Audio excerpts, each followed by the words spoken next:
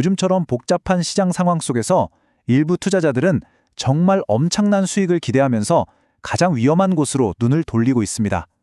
오늘 저희는 바로 그런 세 개의 기업에 대한 분석 자료를 아주 자세히 파헤쳐 보려고 합니다. 자, 다들 궁금해하시죠? 주요 지수들은 연일 최고점을 찍고 있는데 과연 다음 성장 동력, 다음 대박은 어디서 터질까요? 이건 지금 분석가들이 가장 골머리를 앓고 있는 질문이기도 합니다.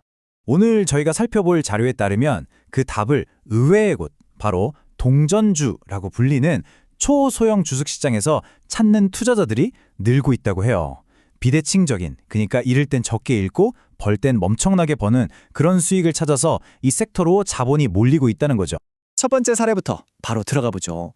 천연식물에서 뽑아낸 원료로 의약품을 만드는 바이오테크 기업 제규어 헬스입니다. 그럼 이 회사는 대체 뭐 하는 곳일까요? 핵심은 이겁니다. 암 환자들이 겪는 아주 심각한 설사를 치료하는 약을 개발하고 있는데 이 회사의 운명은 곧 다가올 아주 중요한 이벤트 하나에 모든 게 달려있다고 해도 과언이 아니에요. 여기서 진짜 재밌는 게 뭐냐면요. 그냥 신약 허가를 신청한다는 게 아니에요. 그걸 목표로 하면서 동시에 기존 주주들의 지분 가치를 떨어뜨리지 않는 방식으로 거액의 자금을 조달하는 데 성공했다는 거죠. 이게 정말 똑똑한 겁니다. 이 숫자들을 좀 보세요. 현재 가치랑 일부 분석가들이 임상만 성공하면 이 정도는 갈 거다라고 보는 잠재 가치 사이에 어마어마한 갭이 있다는 게 한눈에 보이죠? 특히 RSI 같은 기술적 지표도 주가 상승 힘이 강하다는 강력 매수 신호를 보내고 있다는 점도 주목할 만합니다. 무려 2000%가 넘는 상승 잠재력이라 정말 말도 안 되는 숫자죠. 이게 바로 최근에 시장이 이 주식에 그토록 열광하는 이유를 설명해 줍니다. 하지만요, 동전의 양면처럼 항상 양쪽을 다 봐야 합니다. 이런 엄청난 잠재력 이면에는 그동안 주주들의 지분 가치를 계속 희석시켜 왔다는 점, 그리고 바이오테크 기업의 숙명과도 같은 재무적 위험이 분명히 존재하고 있거든요. 자, 이제 두 번째 사례로 넘어가 볼까요? 이 회사는 진짜 상상할 수 있는 가장 파격적인 변신을 한 곳입니다. 이게 어느 정도냐면요. 동네 서점이 갑자기 우리 이제부터 항공우주 산업에 진출해서 로켓 쏠 겁니다. 라고 선언한 거랑 똑같은 수준이에요. 시장이 가만히 있었을까요? 아니죠. 이 소식 하나에 주가가 장 시작하기도 전에 무려 118% 이상 폭등했습니다. 그야말로 폭발적인 반응이었죠. 여기서 핵심 지표는 주가 매출 비율 PS가 0.01이라는 건데요. 이게 무슨 뜻이냐면 회사가 1년 동안 버는 돈의 100분의 1밖에 가치를 인정 못 받고 있다는 거예요. 극단적인 저평가일 수도 아니면 반대로 엄청난 위험 신호일 수도 있는 거죠. 결국 핵심 질문은 이겁니다. 이 파격적인 변신이 돈이 되기 시작하는 게 빠를까요? 아니면 회사가 재무적인 문제로 무너지는 게 빠를까요? 그야말로 시간과의 싸움인 거죠. 자, 이제 마지막 세 번째 사례입니다.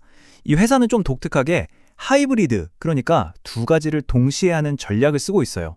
그러니까 한쪽으로 완전히 방향을 튼 게 아니라 헬스케어와 신재생에너지 기술, 이 두 개의 전선에서 동시에 싸우고 있는 셈입니다. 이 회사는 제약과 AI 두 개의 성장 동력을 가지고 있는 건데요. 특히 AI 부문에서 엔비디아와의 파트너십은 이건 정말 큰 의미가 있어요. 이런 작은 회사가 세계적인 기술 대기업의 인정을 받았다는 거니까요. 그 자체로 엄청난 신뢰도를 얻게 되는 거죠. 재무 상태를 보면 앞선 두 회사랑은 좀 다르다는 게 느껴지실 거예요. 시장에서는 이 회사를 자산 가치의 절반 정도로만 보고 있는데 빚은 하나도 없고 현금도 꽤 넉넉하게 가지고 있죠. 여기서도 결국 시간과의 싸움입니다.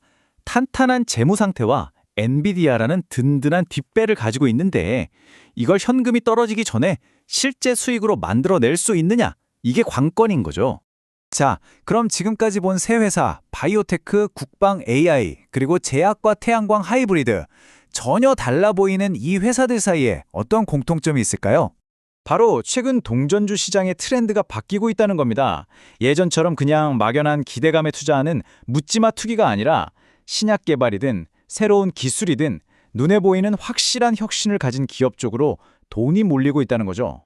이 표를 보시면 한눈에 정리가 되죠. 세 회사가 성공으로 가는 길은 다 다르지만 저마다 넘어야 할 아주 위험하고 큰 산이 하나씩 있다는 점은 똑같습니다. 워낙 위험이 크다 보니까 이 분석 자료의 마지막 부분에서는 이런 주식에 어떻게 접근해야 하는지에 대한 일종의 플레이북, 즉 투자 전략 지침서를 제시하고 있습니다. 핵심은 세 가지예요. 첫째, 회사 성격에 맞게 다르게 분석해라. 뉴스에 민감하면 모멘텀을, 자산이 많으면 가치를 보라는 거죠. 둘째, 무작정 따라 사지 마라. 주가가 급등했다가 좀 안정되는 걸 확인하고 들어가라는 겁니다. 마지막으로 가장 중요한 건데요. 리스크 관리. 전 재산을 걸지 말고 포트폴리오의 아주 작은 일부만, 그리고 반드시 손절 라인을 정해놓고 투자하라는 겁니다. 결국 이 자료가 우리에게 던지는 마지막 질문은 이겁니다. 이렇게 고위험 혁신 기업에 돈이 몰리는 현상이 과연 성장 투자의 새로운 미래일까요? 아니면 거품이 꺼지기 직전 벼랑 끝에 선 시장에 보내는 위험 신호일까요? 앞으로 이 흥미진진한 이야기들이 어떻게 펼쳐질지 지켜보면서 한 번쯤 깊이 생각해 볼 만한 질문인 것 같습니다.